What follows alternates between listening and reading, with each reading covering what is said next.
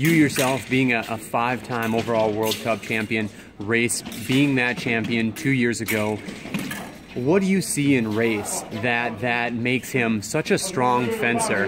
And what do you see in him to potentially follow in kind of your footsteps and make his way towards that 5 mark that only you and Kassar have achieved? No, that's kind of funny. When you watch those movies when you're younger and you think it's just a movie, a nice story or whatever, and then the funny part that you really becoming like those coaches, I don't know, like for example, Rocky. The first movie, like, yeah, the Mick, cut me, Mick, you know, all this stuff. And then I think we started like 3 months ago working together.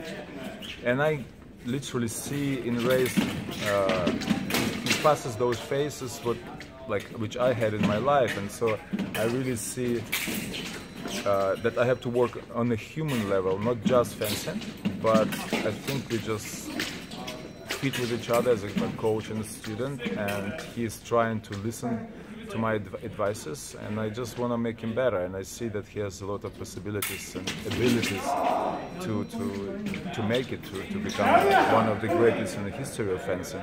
And you know, I always wish to my fencers, I always told them, I wish you to accomplish 50%, at least 50% what others accomplished.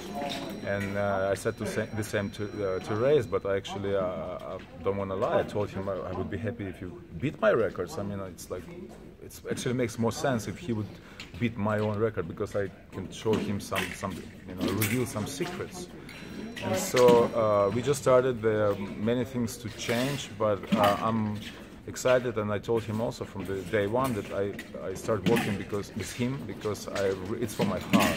I really have so much fun, and like when you start lesson, for example, individual private lesson, and you don't feel the time. Time passes by, and you're like, oh, whoops, this is go 45 minutes, and you're like, oh man, and we have to finish, let's say, and you just like want to go non-stop, you know. So it's really I'm excited about this project.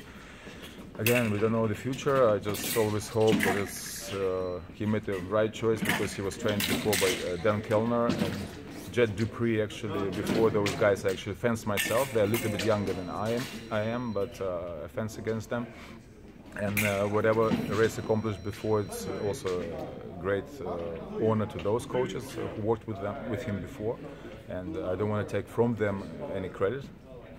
But I hope I will teach him something else, something new, something different that would just reinforce his fencing and make him just great.